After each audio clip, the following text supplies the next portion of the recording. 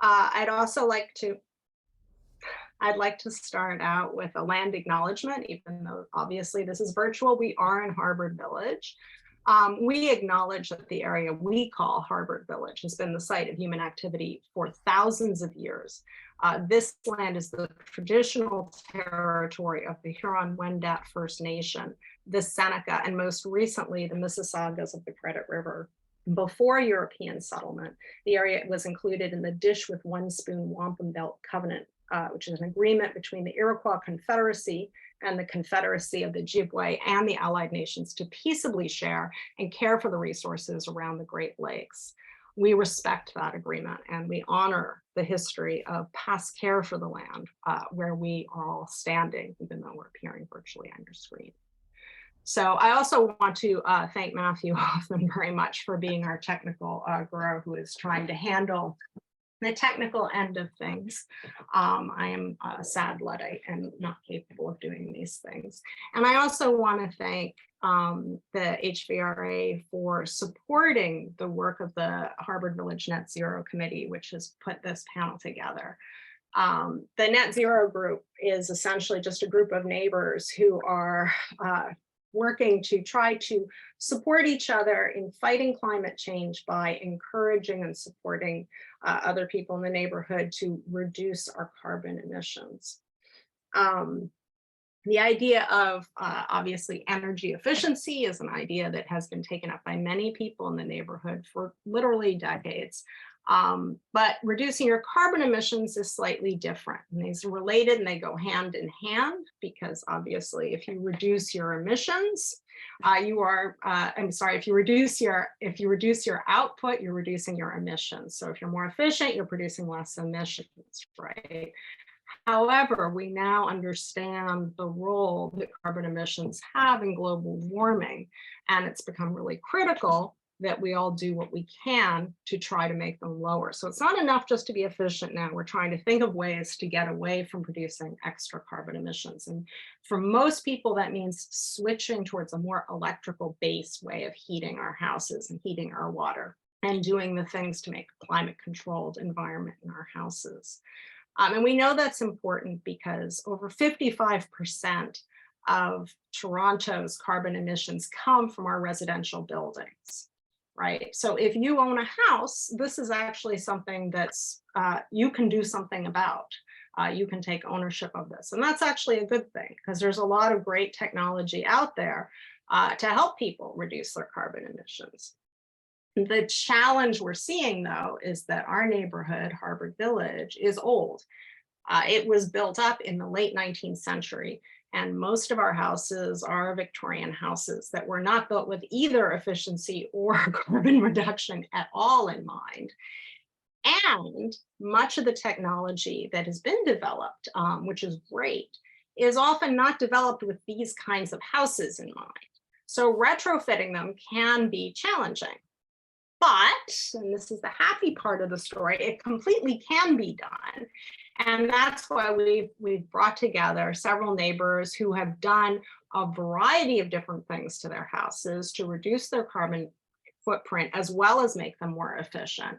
So we can talk about what they've done, how it worked, what was entailed, so that you can think about what you can do for your house. Right? There's not one right way to do this. There are a lot of different paths, and we have to take different paths because we're in different situations. Our houses are different, our life situations are different, etc. So we're going to talk about the way they did what they did, and I can briefly introduce them. We've got Sue, we've got Nick, who I'm going to call Nick because that's how I know him, and we've got Colin, and we've got me, Nicole. But I'm not really very far at all on my carbon journey, so it's really mostly them. And all three of them live in houses which were built in the 1880s. Okay, now both Nick and Sue live in the kind of houses that you see a lot of in this neighborhood, which are semi-detached brick houses. They're 3 stories. The top story is gabled usually. You see them all over the place. Colin's house and my house are not as big as that in terms of height. They're only 2 stories. Colin's house like my house is mostly a wood frame house in the front, and then the back is a brick house. Both Nick and Sue's houses are brick, and that's important. We'll get to that talking about insulation. So that's one big difference. Now, both Sue and Colin and me all had forced air heating, but Nick had radiator heating. So that's another different thing, which is important that we'll talk about. So you can think about what your house has actually got and what it's like, and what of these things are actually going to apply to you the most. Okay, now we're going to take questions. And so if you have questions, type them in the chat box. The chat box you can access at the bottom. There's a thing called chat. And if you click on it, a screen will appear and you can type messages to everyone. I ask, because we're taking questions this way, that you refrain from just chatting amongst yourselves a whole lot, or at least with everyone, because it gets to be hard to find questions if you do that, just pragmatically. And Matt will help me keep track of the questions. So let's jump on in. We're going to start out talking about sort of the not very sexy, but super important aspect of reducing your carbon footprint, which is insulating and air sealing your house, because that makes it a lot more efficient. And that means that whatever you get is going to work a lot better and use less energy. Okay, and different people have done different things. So I think Colin, who actually did major renovations in his house when he got it, he's probably done the most. So let's start with you, Colin. In your renovation journey, what kind of insulation did you add, and what was involved in that? Well, so the context for that work was buying a house that no one wanted. Even contractors didn't want it because it was such a mess. And so I got it, and the whole house went in the bin. I mean, all the walls, all that. So I had everything wide open, all down to studs and joists. And so did the electrical, did all that stuff. And it was obvious to want to do insulation. I was not literate. So I was keen, but I was not literate. And so I didn't do foam in the ceiling. I've got a flat roof, so I've got no attic, and foam would have been good. So there's things I didn't do, but I put, there were fairly thick walls that had been filled with dead mice, which does not have an ideal R factor. So I got rid of that, and I did fiberglass pink, obviously, and vapor barrier. I did not tightly seal the house. I got all new windows, so those were really well sealed, but I did allow some draft through the house where I knew where that was happening, because I was concerned about too tightly sealed a house without having any strategy in place for air quality. So I just wasn't very well educated in terms of that. Another thing that I did that I'm quite happy about is I insulated every inch of copper pipe, cold and hot. Now the standard wisdom is you insulate the cold pipes because that's where condensation forms, and you don't want water dripping and mold forming, and that's fair, but I insulated the hot ones too. Just because, when you turn on that tap and it takes a while for the hot to come, it comes faster, and I can turn down the water heater temperature and still have pretty good hot water. So in terms of that original renovation, that was it. It was insulation on all the walls, it was and in the ceiling, and it was new windows, and it was insulating all that copper.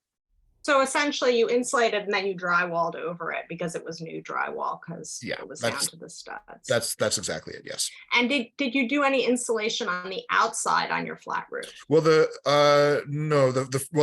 flat roof has probably about 18 different layers of roofs on it, so I added one more. I'm not sure I would call that insulation. And I did put stucco in the front of the house, and that's because the front of the house was really ugly. So to be honest, my motivation was more aesthetic, but of course there is a layer of styrofoam they put on there, and there is an R value with that. So I got some insulation benefit there too. Now, Nick, what kind of insulation have you done? Because you actually have a brick house, and that's a lot more challenging to insulate. Yeah, for sure. So we did some renovations last year, and we added new siding at the back, and underneath that siding, we added styrofoam to the wood frame addition. I did want to insulate this massive east wall, exposed wall on our house, brick wall. It was going to cost like $20,000 to put 2 inches of styrofoam and then sort of stucco over top of it and painted red to sort of match the brick. We didn't go for that. I know there's a company now from Calgary that will make sort of prefab panels to insulate the outside of your house. Maybe that will be down the road. I think it would make a huge difference just because there is nothing. It's 2 layers of brick, nothing in terms of insulation. It's terrible in the winter. And that really sort of affects our ability to use the air source heat pump, like just these slim packs, these Mitsubishi slim packs to try and heat the house. We could do it, you know, in October. In November, no way. It's not enough heat. I can say, you know, in my house is mostly wood frame, but the kitchen, which goes off the back, that's brick. It's double brick. And it was, of course, completely uninsulated. And when I redid the kitchen, we took it down to the brick. We put in just a layer of the styrofoam. It's not the, I mean, it's not super well insulated, but putting the styrofoam taping has made a huge difference in how warm that room is. And the thing that was fascinating to me, it wasn't just that now there's insulation. When we took the plaster down, we discovered that there was actually a flue from the original, well, not the original, the 1913 stove, I guess, that they just sort of hacked a hole in it to make the room be a corner, but they never got rid of the flue that went all the way to the roof and to the basement as well. And cold air was just pouring through this. And I never knew why this one corner of the kitchen was so cold. And now I did. So we were able to fix that too. So sometimes if there's a particular room that you're, you know, doing a renovation like a kitchen or a bathroom or something, you can do it then. Now, Sue, you also have a brick house and you've done some insulation. What kind of insulation have you done? What was involved? Well, I've done insulation in several passes, starting in about 1980. I did all the walls. I did styrofoam in the main floor, and 4-inch bats on the second and third floor. I replaced a roof and put in insulation on top of the flat roof. And about 10 years ago, I insulated the basement, which made a huge difference, and used foam for that. And got a grant for that. There was an NRCan grant attached to that. Is your basement finished, or you just No. insulated it and it's not finished? Well, it's finished. It's got drywall, but because you have to put drywall on top of the foam as a fire retardant. But it's, you know, it's got a cement floor and it's got drywall walls. But nothing, there's no big deal down there. You wouldn't want to live. I mean, it's rooms, is all it is.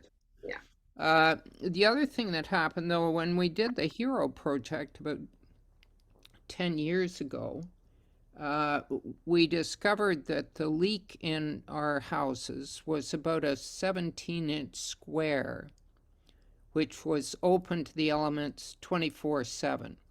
So imagine that you had a house and you blew a hole in the wall that was 17 inches square. That was the opening that we had on most houses in Harbord Village. And that's one of the other gains that I made at that point was about $75 worth of air sealing. And all that is go get a caulking gun and seal everything that you can feel is leaking. And you get draft stop and use that.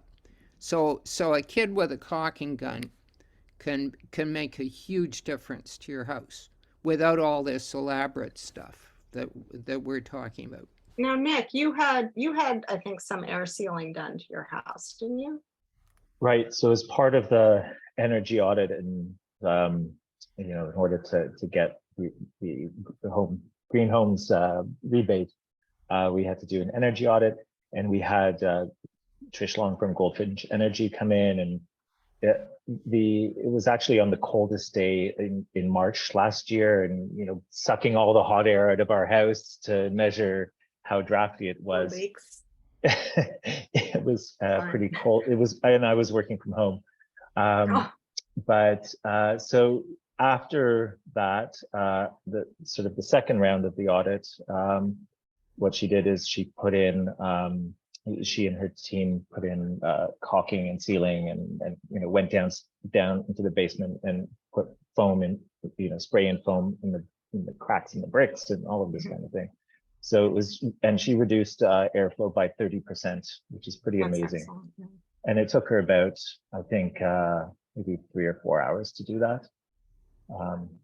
It makes a big difference. Works. Yeah, it really yeah, works. it does. Yeah. Yeah, no, that's great, because these houses are super, super leaky, and and it also affects old windows. Yeah. So is there anything that in retrospect you would have done differently in terms of insulating? Like, had I known, like you mentioned, Colin, that you might have done like foam, for example, as opposed to the styrofoam at the time, but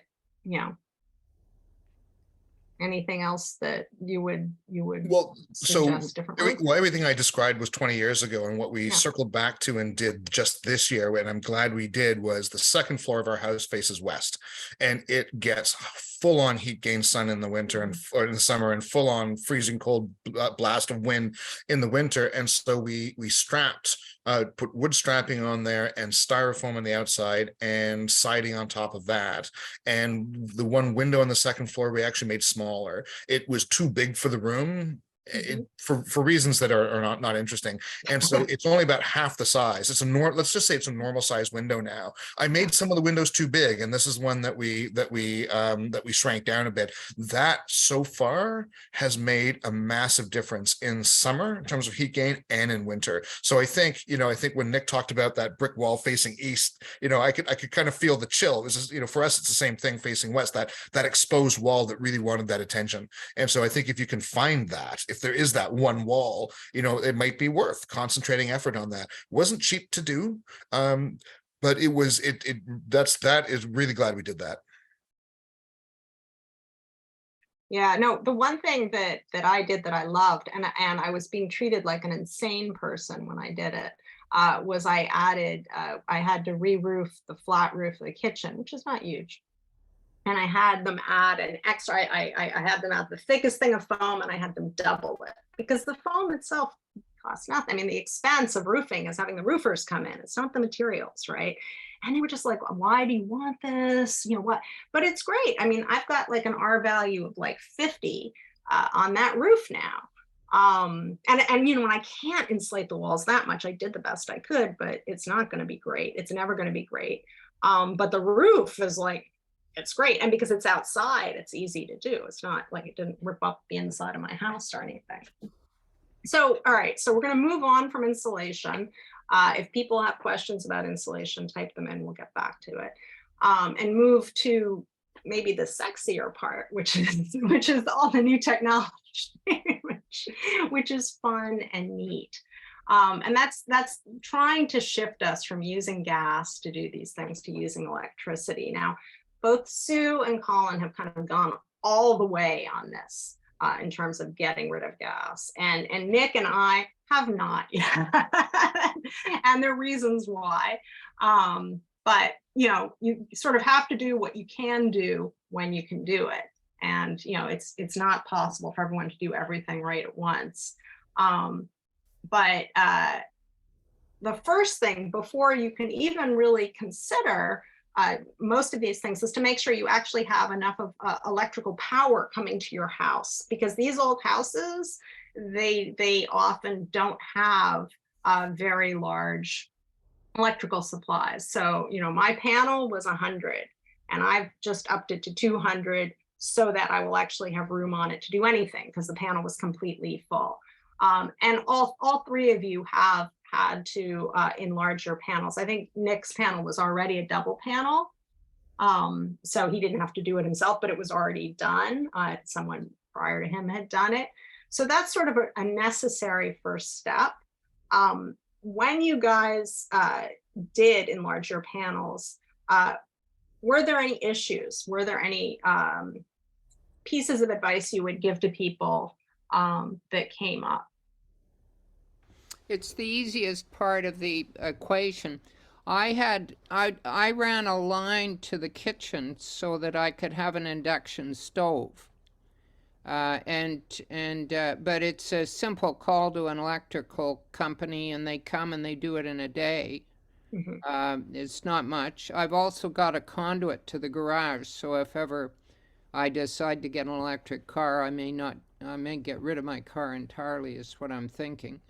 I'll have power to the garage, but it's quite simple. It's more difficult if you've got knob and tube. But I got out of knob and tube 40 years ago. Yeah. There's still some existing in houses in the community, but I think not much. Well, I was surprised when I upgraded my service because, in fact, when they upgraded the panel, they informed me that they could no longer have my meter, which was sort of just on the side of the house there. It had to be on the front. And where they wanted to put it on the front would have been like where my front door is, which is not actually where I want my electrical meter. So I ended up having to put it on the other side of the house, which is not the side where my panel is in the basement, which meant that I had to actually install a shutoff switch in the basement where it comes in and then run a line from there. So it actually was more involved than I thought it would be. But it's done now. It didn't actually involve a huge amount of chaos or anything like that in the house, but it does mean that the meter is on the other side. It's quite visible. I need to paint it and stuff. So it's worth planning ahead for that. Yeah, you don't have to have it on the side. Mine went on the side. I've got solar, so I'm selling power from my solar panels to the grid. And so I've got double meters on the side of the house. And they won't put them on the side anymore. That's the problem. They changed did. the zoning. Is 2 years ago. Yeah, but they won't now. that's because they changed it. So it's important to sort that out with an electrician. Yeah. But that's necessary. So assuming that you have enough electricity to just go right to the upgrades, okay, what's actually involved? Now, both Colin and Sue had forced air gas heating, which is probably the most common kind of heating in Harbord Village, okay?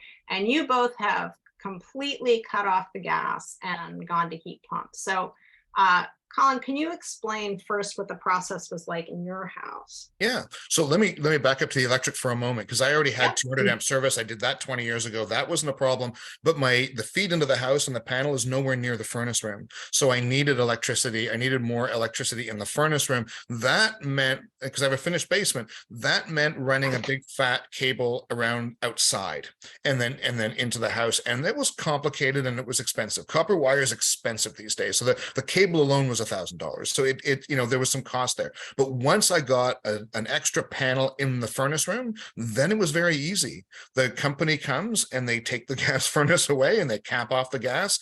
And I got rid of the gas furnace and replaced it with an electric furnace and of course an air source heat pump. So you can do the heat pump and leave the gas furnace in place. But I wasn't trying to go Rolls Royce. The whole thing was triggered by the gas furnace dying. So it was last November, it was getting cold and we had no heat in the house. So this was the trigger to say we wanted to get a heat pump, and why don't we? This was the first step to cutting the umbilical cord with the gas company.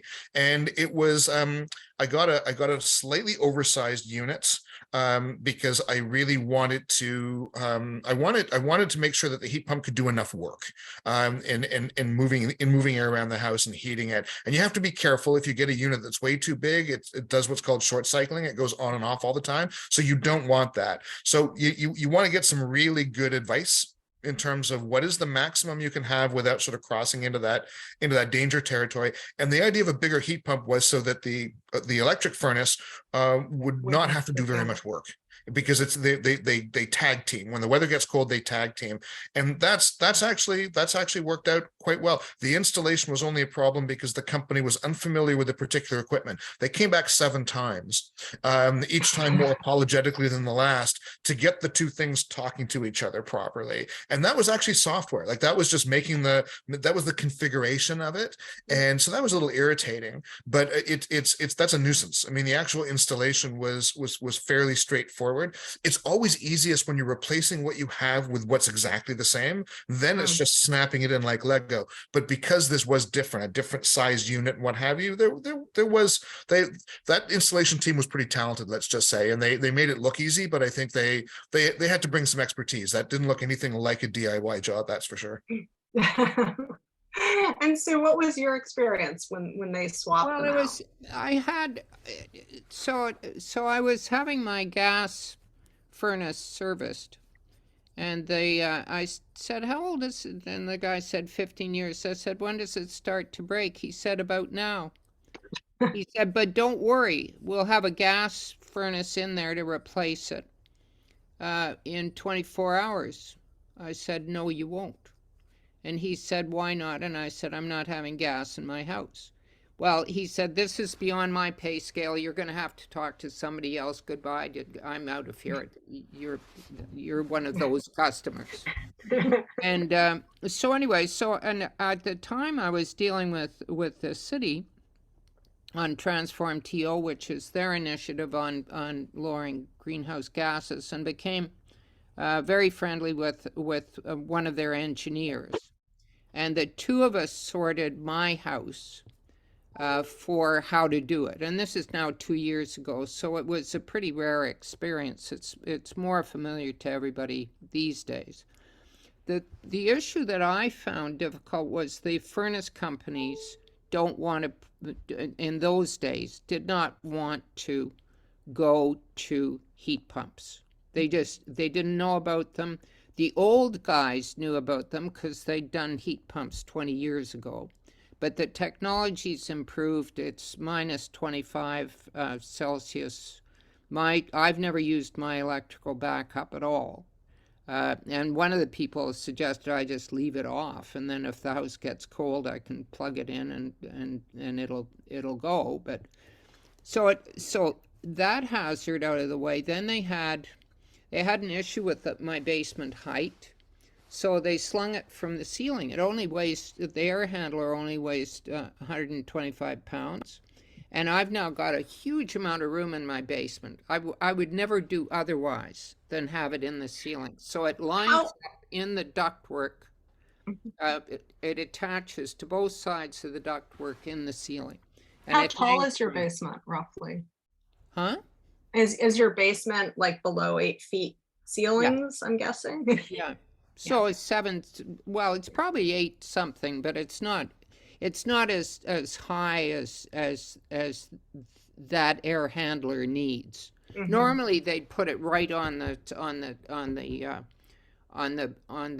spot where your old furnace was, but I wound up not having it there. And it's perfect because I don't have, I absolutely don't have any obstacle to parking stuff in the basement, to putting stuff under it, to moving behind it. You know, I've got free access to it, and it tucked in. They had to do a tiny bit of duct work. And of course, the heat pumps for both of you work as air conditioning units as well. So they heat and they cool, right? That's right, and they're cheap, cheap. Much cheaper Not than cost. Forget the old ways of doing that one in your garden. This is like $1 a day. I don't know what Colin's spending, but No, it's well, let's see. So our furnace died, but our AC was new. So we sort of we were on the horns of a dilemma. Well, we sold our AC. That was very simple. And so that worked. That actually worked very, very nicely. And I agree about the cost, even with the slightly oversized unit. When I say slightly oversized, it's actually quite disquieting when you see it, because it looks like an AC on steroids. It's actually physically very massive. It also makes funny noises in the winter. And I'm glad my neighbors have their windows closed because it's winter. wintertime. It sounds a little bit like a motorcycle revving, not sort of the roaring kind of AC sound, but not horrible. But I'm just glad that the noise happens in the winter. In the summer, it's quieter than an AC, and it works beautifully for AC. Now, Nick, you have some split duct units that are heat pump, and they heat and they cool for, I'm guessing you're like the third floor, or where are those? Yeah, we had those units. We had to replace a couple units that died. We didn't have AC on the ground floor, so we put a split duct unit on each floor. So I was really hoping that we could heat longer into the winter with those things. Yeah. But the heat is actually kind of coming from high on the wall, so it doesn't really cool the. Yeah, exactly. And then I did ask about getting a heat pump. I guess it would be air to water heat pump on our boiler. We have radiator heating. I don't think the technology's quite there yet. At least that's what Bellier told me recently when I asked them about it. We have a couple years left on our gas boiler. I'm going to wait until the efficiency factor maybe gets to 4 or 5, and we can get like pretty hot water out of the air to water heat pump. I know that they're hot water heaters that are air source heat pumps, but I don't know if the capacity is quite there for heating the entire house. And this is, I think, a really key thing. Is most of the houses in Harbord Village are in fact forced air, but a bunch have radiators, and it is much more of a challenge. Just like it's much more of a challenge to insulate brick houses than it is wood frame houses that have all the space you can stick insulation in. It's a lot more challenging to completely get off the gas if you have radiators, but they are coming a long way. And I know that you, Colin, already have, and you two are thinking of getting a hot water heat pump to replace your gas, gas heated just for hot water, not for actually producing enough hot water for radiators. Yeah, I got one. It's my favorite. It's my favorite appliance, or it's my second favorite appliance. We'll get to my favorite one later. Better than the Instant Pot.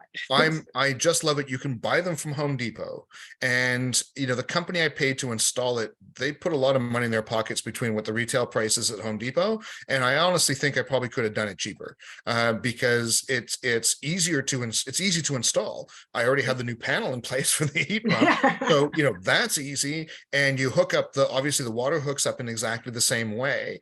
And I made what I think is a smart choice. I got a bigger water tank than I had with my gas, and that may seem counterintuitive, but the way it works is if you drain it all the way down, I mean, if you really draw it all the way down, it will, no matter what you say, it will force the actual electric heater coil on, because it really doesn't want to leave you without hot water. So I thought, okay, I'll have a bigger tank, which we're less likely to draw down at all. And as far as I can see, I can't be positive, I don't think it's ever actually had to turn on the heating element. It's done all of it through just grabbing air from the furnace room, which is basically waste heat from the furnace next door, right next to it. And it's basically, I have a walk-in fridge that's my furnace room now, right? Because it cools that room.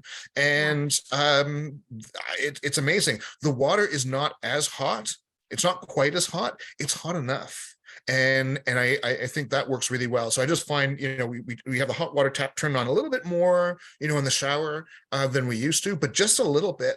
And I haven't had any trouble with it at all. I'm still waiting. I need more data to look at the cost benefit, but even having perhaps overpaid for the installation, wow, it's amazing. And again, we had a hot water tank that we owned, we sold it. So, we were able to recover a little bit that way as well.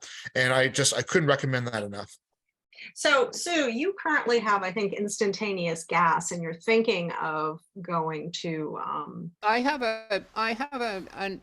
another. I mean, we're all doing slightly different things until they become standardized. I have solar hot water. Right. So I've got solar vacuum tubes on the roof, and it gives me hot water for probably 6 months a year with no charge of gas or anything. And to top on its up, own. I've got an on-demand gas heater. Right. And that is what I'm going to get rid of next and go to an A.O. Smith, I think is the type of hot water heat pump, but it will be in series with the water comes down from the roof, it gets heated even in the winter. I've got a net differential of about 20 degrees from city water, so it sits around 60. And then to top up, in series, I will put the hot water heat pump. So it'll take preheated water from the sun into the heat pump and then distribute it to the house. So that's what I'm going to do. But I'm waiting for a little bit to get some money. One thing that's worth considering though, because I looked into a heat pump for water heater. I have instantaneous gas at the moment. And it does need to have a certain amount of air space around it. So the room has to be a certain, not very large size, but the room that my heater is in right now is smaller than that because it's cubic. You have to look at the cubic space of it. So that can be an issue in terms of insulation. And there are ways around that. I've been told you can like have a louvered door and things like that. But my basement is not huge. And so the potential for putting it there, it's not entirely clear. And actually I was advised that I might just consider getting an electric on-demand heater, given my circumstances and the way we use water. Those are not the best. Not a good idea. Okay, I won't do that then. You know what it'll do? It'll pop your breaker. Like it needs so much energy when it's actually activated. It needs crazy amounts of energy, which is bad for the grid and bad for everything. Okay. Yeah, I wouldn't do that. Okay. I was also looking into an electric boiler for the radiator system. And just, heat pumps are so much more efficient. You get 4 or 5 times. The question is the on-demand because we don't have a tank and I'm not the way our pattern of water use is better for on-demand than for a tank. But that's my story. So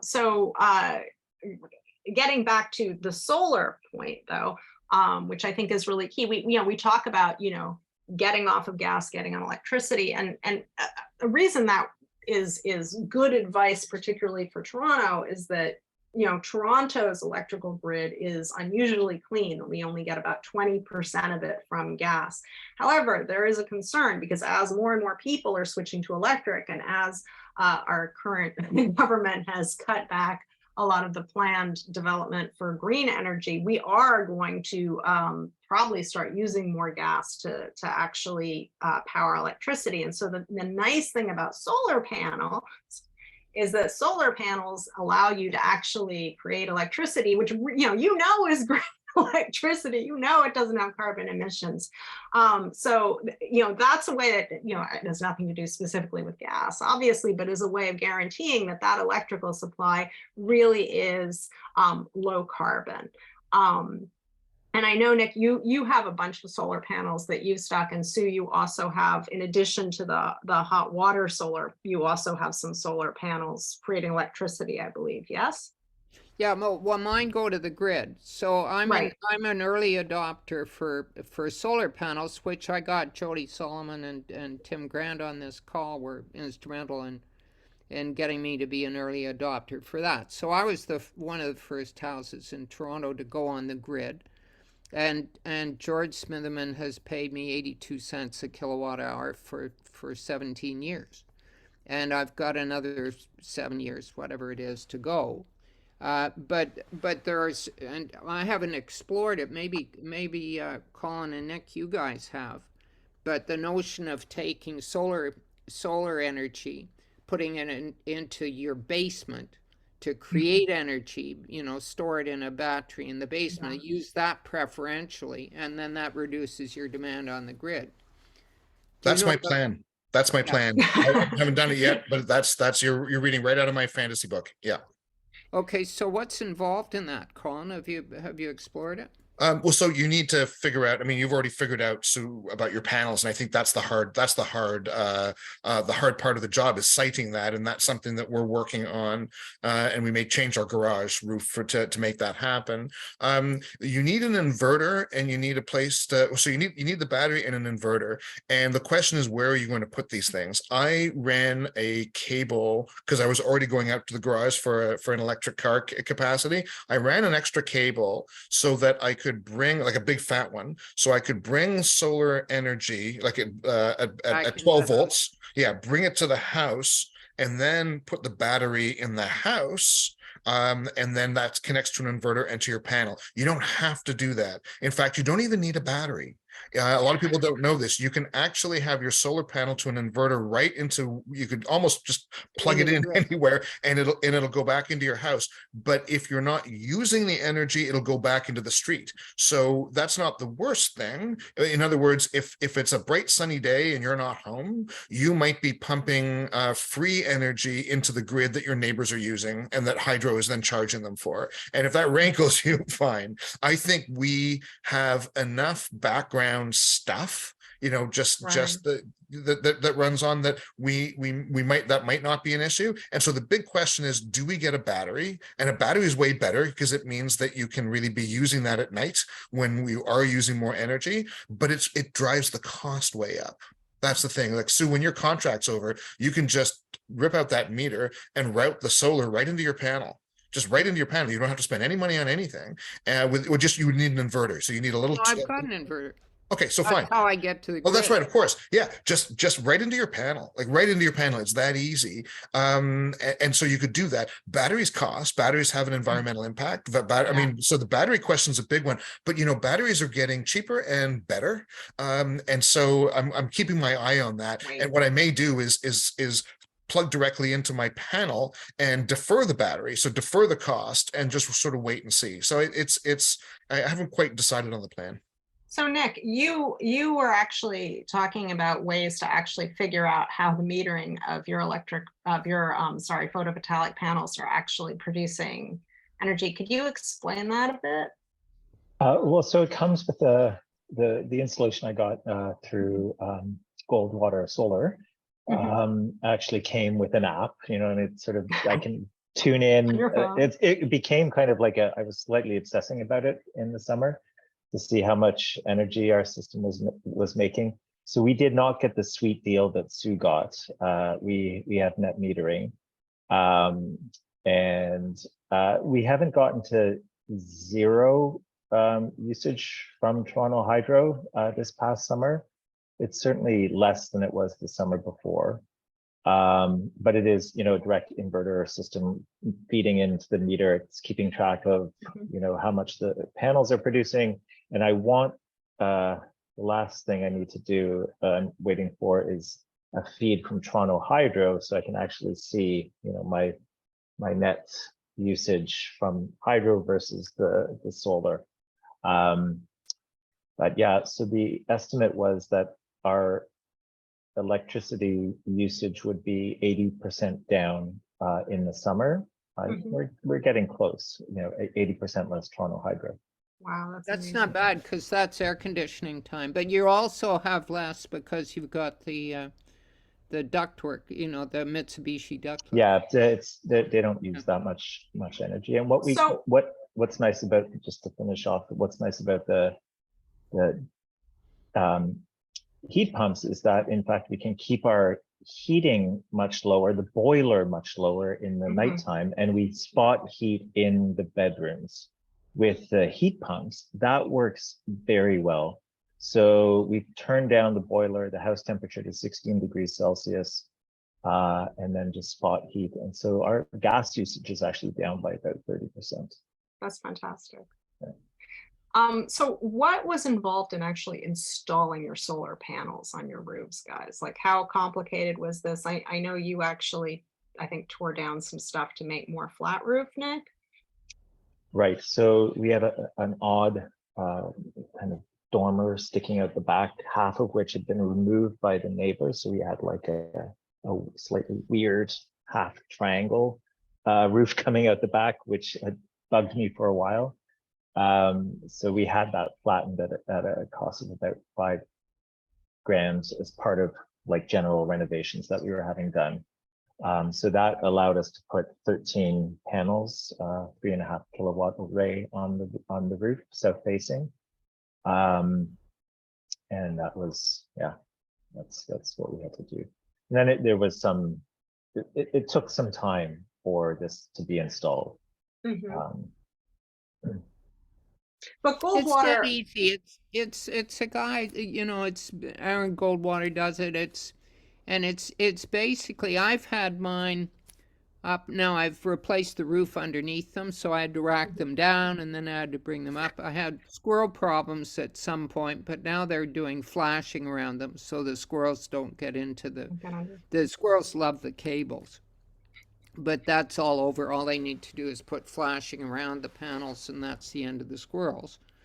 But I had guys, they were film crew guys, and Bernie and the boys, and the film crew drove up one day, and they just climbed their ladders, and up they went, and that's what they did. They were sparks from a film. But Aaron's a professional. So essentially, it's almost all stuff that's on the outside of the house. There's not a lot of having to penetrate into the house to run things. Nothing. No. Bring a wire in. That's awesome. That's all that happens in the inside of the house. That's completely awesome. All right, so these are sort of the big things. There are a bunch of questions that people are sort of putting here in the meeting chat.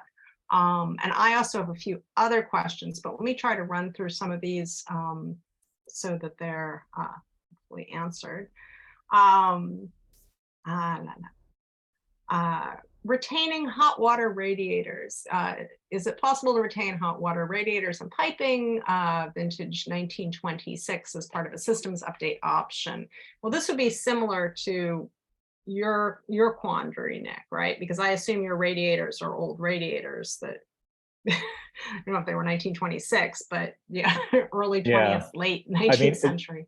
Margaret had also just put into the chat that Sarah Grant from, I think also from Goldfinch Energy, had said that there are units now available. So I think that there needs to be some education for these installation companies to be aware of these systems that are out there so that they're able to actually install them, you know, and they need to learn how to install them.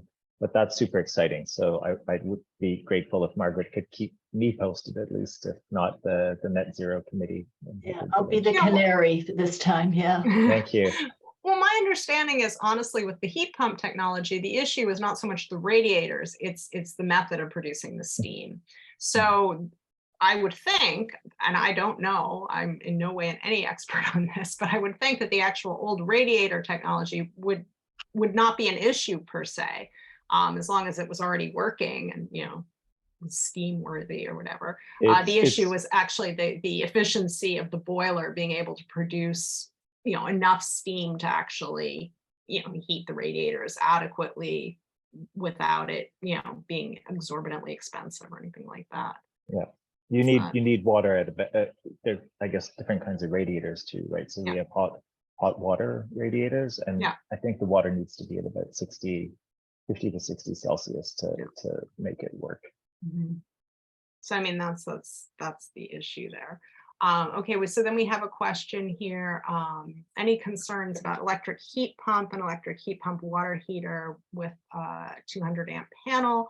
Was told that couldn't support both.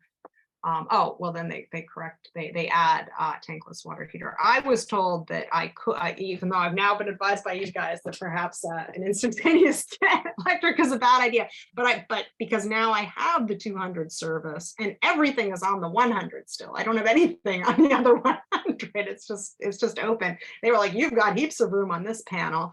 And I have no plans of adding a car charger because I don't have a laneway or a garage. So that's not a possible thing ever for me.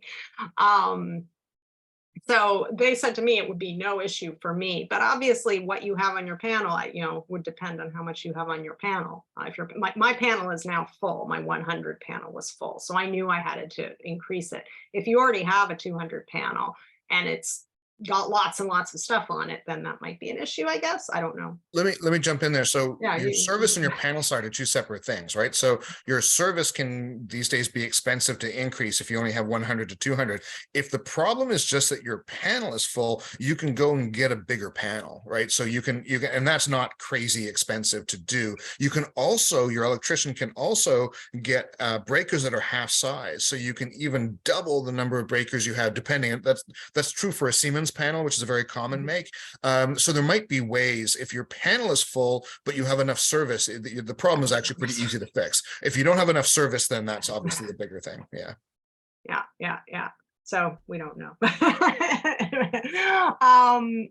Some more questions. So you have a tankless. I don't know if this is a. So I was typing away. I was getting Okay. Business solar is great. No. And someone saying the tank, panels. Interested in power wall learnings. Power walls are batteries, right? It's a battery assembly. Can you just explain for if either of you know, both Nick and Colin are going like, oh yes, you're right. I have no idea what they are. So please explain. I know that just about as much as you just said, right? Okay. It's a battery array. The Tesla makes them. They're fantastic and expensive, and that's all I know. Expensive, yeah. Sorry to interrupt. It's Jane. Hi, everybody. Yep. This is amazing. I love this session. I was doing some research, and apparently LG makes one that is as powerful as the Tesla, but about 60% of the cost. That's still a lot.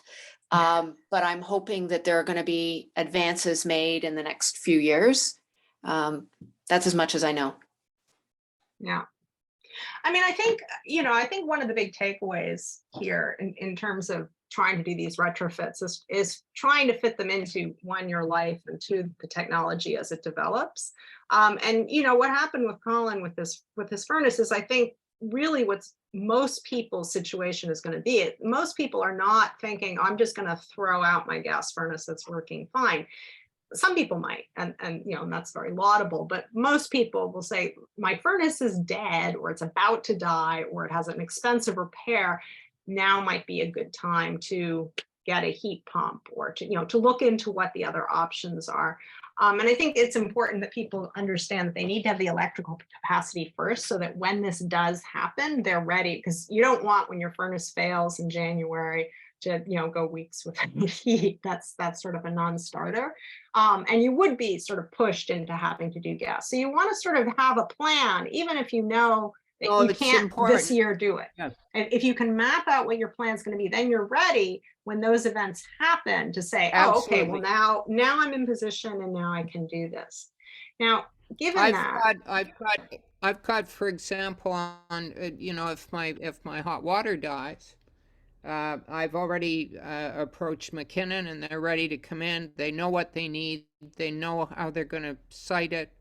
The whole thing is sorted. So it becomes a kind of flip the switch, change the conversion.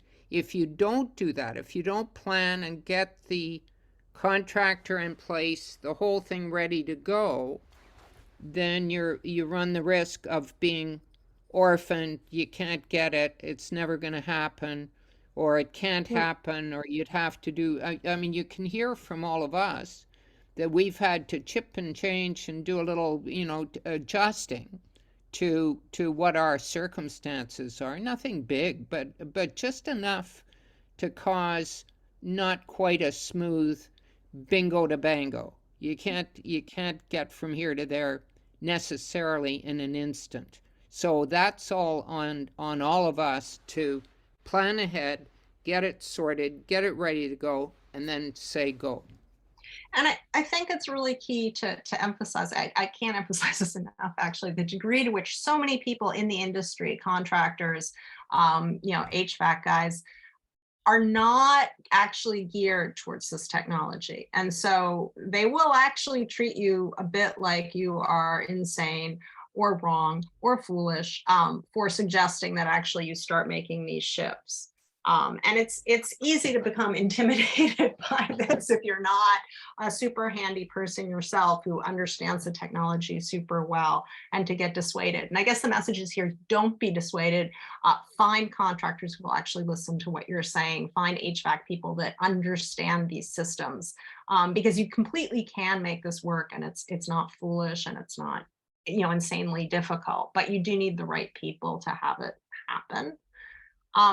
Now, I have a question for the three of you, which is, if you look at all the various sort of big things that you've done for your house to make it more efficient, to lower the carbon, which of these things do you think gave you the most bang for your buck? And we'll start with Colin, because he's looking puzzled. No, so that's a really good question. I suspect by one measure, it would be the air pump hot water heater. Just because it has always galled me to have a giant tank of really hot water on standby all the time, just in case. Like, it's just, that just felt so energy inefficient. And to have that done in such a passive way now just feels super. So psychologically, if not financially, I think that's the big win. And I think financially it might be as well. From a overall, what am I the most glad I did? I might actually use a different yardstick, and that's I installed an HRV, a heat recovery ventilator, and I did that because of things like COVID, right? So it's not even just about energy. It's like, I actually want to be able to change the air in my house, and I could just leave a window open, right? I could just throw money at the problem and just be really inefficient. But but so to me, when I put my hands on the pipes and I feel the heat exchange happening in this little unit, I'm really thrilled I did that. I'm really thrilled. And that was a small expense. Like, that is a very cheap thing to do. So I think I get joy from that in a very different way. So those two things.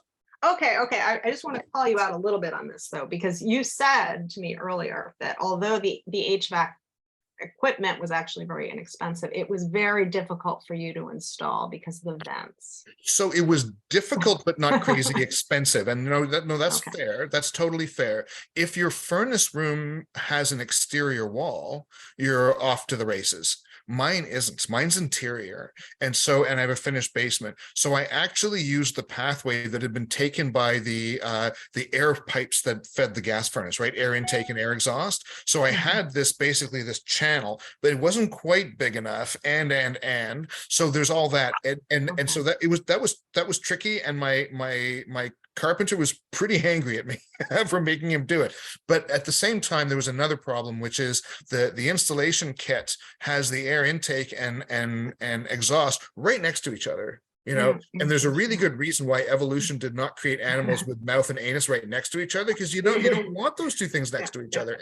And so that struck me as just really lousy. We also have a smoker next door, and just because of the way the curvature of the earth and the shape of the trees, all that smoke goes exactly right to that one spot. So I got him to get drain pipe, 4-inch drain pipe, and he just strapped it to the side of the house and went all the way up to the top of the house. So we now draw fresh air from the roof, and it wasn't, that's a couple $100. MacGyvered it. Yeah, so it's true that the installation cost more than the device, but again, it was still the cheapest thing I did. And again, just knowing that I've got air change going on in the house, that energy efficient air change going on in the house is that thrill. That's really good to know. Fair to call me out on those hassles, old house hassles. So Nick, what for you is something you've done that you were the most happy with in terms of bang for your buck? I'm actually quite happy with the ductless heat pumps. And just being able to spot heat in the bedrooms. Like, it's really, like I said, we're down 30% on our gas usage, just for not very much input. The one thing I would have done differently would have been to be more aware of the heat pump models. So in fact, the versions that we got were not eligible for rebate. So there's a list of about 10,000 different heat pump models that are high efficiency that are eligible. I was not aware of this list when I had the work done last March. So high efficiency would have been better for sure. And Sue, what was the biggest bang for your buck? I guess the purest joy I had was the solar panels, and they were just a golden thing that the sun came up and the sun did all that, and then George Smitherman had to pay me. I mean, it was you couldn't beat it, right? The other thing though is the constant joy for me is I have Mr. Mitsubishi heat pump also on the 3rd floor that cools that room and the whole house in the summertime. So I never use my central unit in the summertime, and it's fantastic. And then getting the Zuba in the basement, the Ferrari in the basement was kind of fun. And then and the induction stove is genius operation, gorgeous to use. Wake up in the morning saying, I gotta cook something today. It's a wonderful thing. I want to ask about the induction stoves, which are, the new space age technology that everyone is raving about. Boy. When they heat up, I mean, do you know if the different models, if they heat up more or less evenly, like in terms of, you have, let's say, your cast iron frying pan, it's all cast iron, but is it going to, if you were cooking a pancake, let's say, would it be hotter in certain places, or is it very even? And does that matter on what brand you get?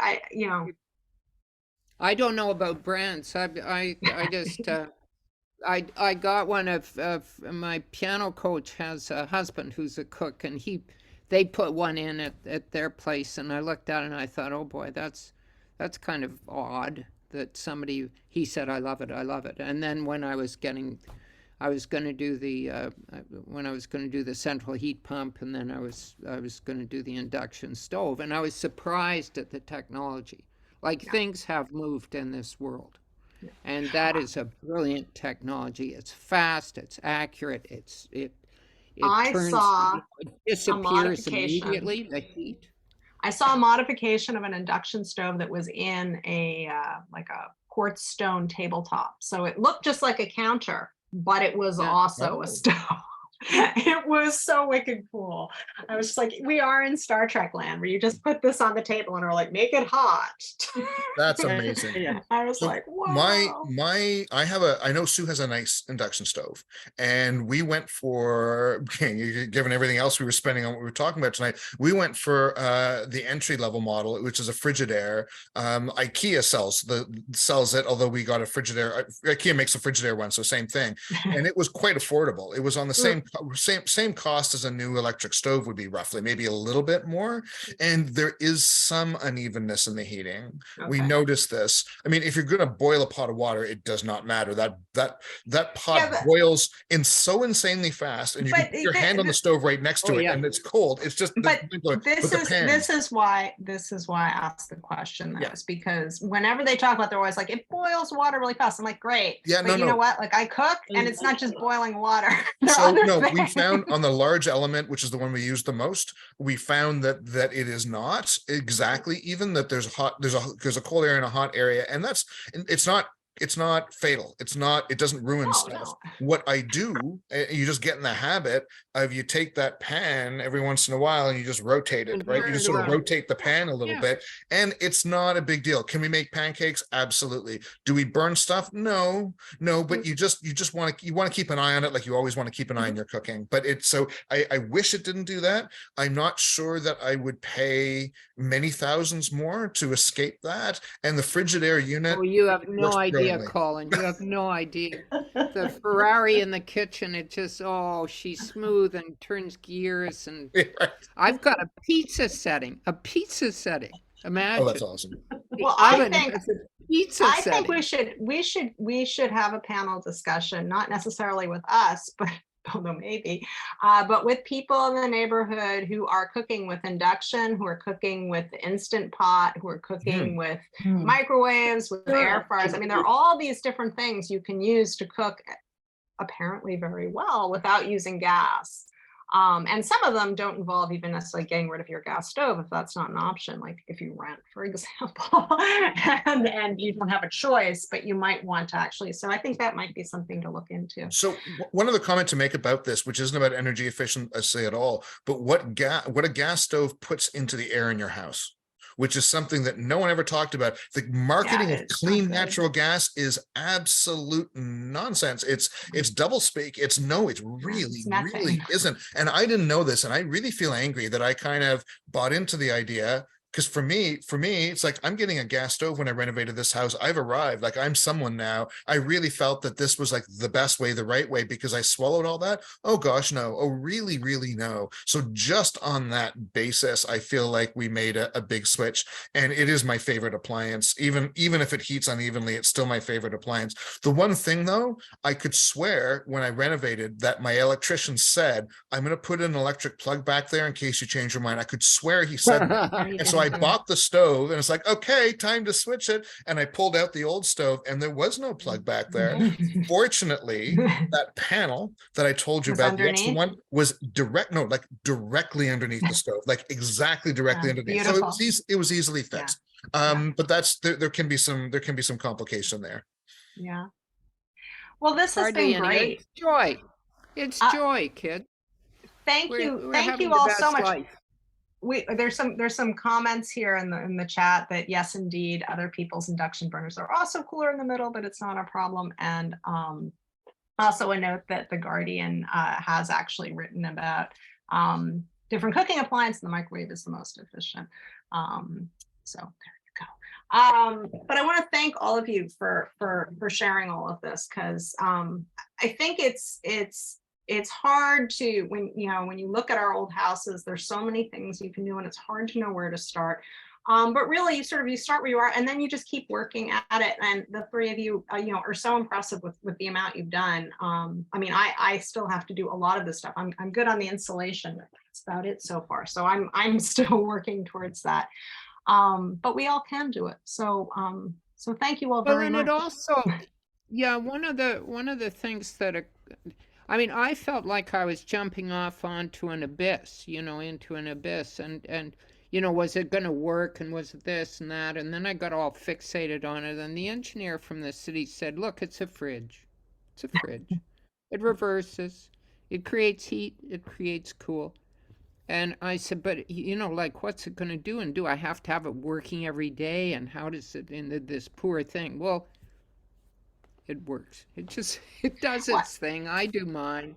I've forgotten the Ferrari in the basement. It's one thing that's worth remembering with our old houses is this will not be the first renovation they've had, right? I mean, none of them had electricity initially. They didn't even have the gas to be cooking with. The whole cooking with gas was indeed invented to advertise gas stoves because people didn't trust them. They were like, I want to cook over my coal stove. Thank you very much. That's it. So, there's just this constant churn with technology, and these houses have been changed before and will be changed again, but we can keep doing it. So thank you all. And thank you, audience members. And thank you very much off stage, Matthew, for actually making all the Zoom happen and pushing all the buttons. Thank you. And that's it. Good night, all. Have a good evening, Good night, everyone. everyone.